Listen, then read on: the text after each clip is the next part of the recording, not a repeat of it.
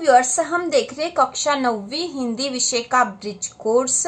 और bridge course के सारे ही पाठ हम अच्छे से पढ़ेंगे। उसके बाद इसके कार्यपत्रक भी संपूर्ण हल करेंगे बहुत आसान तरीके से। तो शुरू करते हैं। ब्रिज कोर्स का जो पाठ 1 है उसका नाम है सूरज का ब्याह, जो कि एक कविता है और इसके कवि है रामधारी सिंह दिनकर।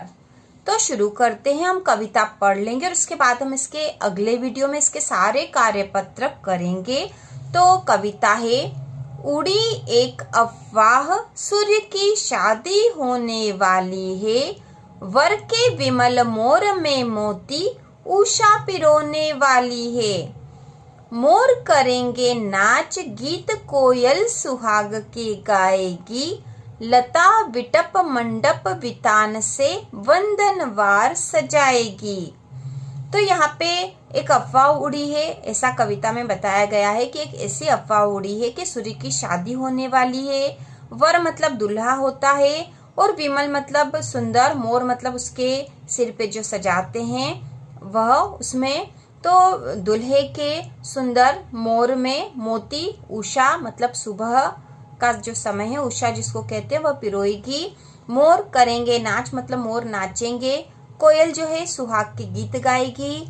लताएं मंडप सजाएगी और वंदनवार सजाएगी। जीव जंतु भर गए खुशी से, इसके आगे हम पढ़ रहे हैं अब। जीव जंतु भर गए खुशी से, वन की पात पात डोली, इतने में जल के भीतर से एक वृद्ध मछली बोली। तो यह सब सुनकर कि सूर्य की शादी होने वाली है सुनकर सारे जीव जंतु खुशी से भर गए और वन की पत्ती पत्ती डोलने लगी। लेकिन इतने में जल के भीतर से एक वृद्ध मछली बोली, सावधान जलचरो, खुशी में सबके साथ नहीं फूलो, ब्याह सूर्य का ठीक मगर तुम इतनी बात नहीं भूलो। एक सूर्य के ही मारे हम विपद कौन कम सहते हैं, गर्मी भर सारे जलवासी झटपट करते रहते हैं। तो जो वृद्ध मछली थी उसने क्या बोला कि जलचरों, जलचर मतलब जल में रहने वाले जो जीव होते हैं, वह उनको सावधान करते हुए कह रही कि सावधान जलचरों, खुशी में सबके साथ इतने खुश मत हो जाओ। सूर्य का ब्याह तो ठीक है, लेकिन तुम यह बात मत भूलो कि एक सूर्य के कारण ही हम इतनी कठिनाइयां सहन करते हैं। पूरी गर्मी भर जल में रहने वाले जीव छटपटाते रहते हैं, क्योंकि सूर्य की इतनी गर्मी रहती है कि उसके कारण जो पानी है वह भी गर्म हो जाता है और सारे जो जीव है वो छटपटाते हैं।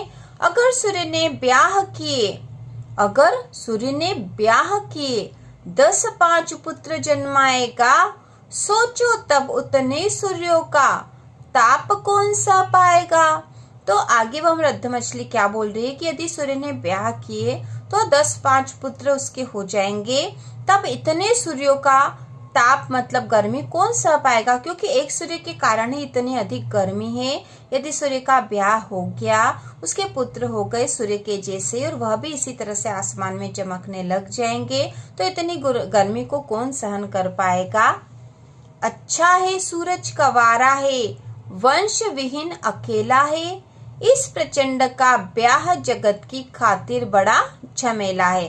तो आगे कहा जा रहा है कि अच्छा है कि सूरज कंवारा है और वंश विहीन है, मतलब उसके कोई पुत्र नहीं है, वह अकेला ही है। इस प्रचंड का ब्याह, इस प्रचंड मतलब सूर्य का ब्याह जगत की खातिर बहुत ही झमेला है, क्योंकि एक सूर्य की गर्मी ही जीव जंतु सहन नहीं कर पाते हैं, तो और अधिक सूर्य हो जाएंगे तो उनकी गर्मी को सहन करना बहुत ही मुश्किल है और ऐसी स्थिति में जीव जंतु इतनी गर्मी में जीवित नहीं रह पाएंगे। तो इस प्रकार यह कविता ब्रिज कोर्स में से है और इसके कवि रामधारी सिंह दिनकर। सूर्य का ब्याह कविता जिसको हमने भावार्थ के साथ भी देख लिया है और इस कविता की कम से कम आपको 4 लाइनें याद हो जानी चाहिए, क्योंकि कभी कभी एग्जाम में यह आती है। तो इसके कार्यपत्रक हम अगले वीडियो में करेंगे। तो इसी प्रकार के और वीडियो देखने के लिए चैनल को सब्सक्राइब कीजिए।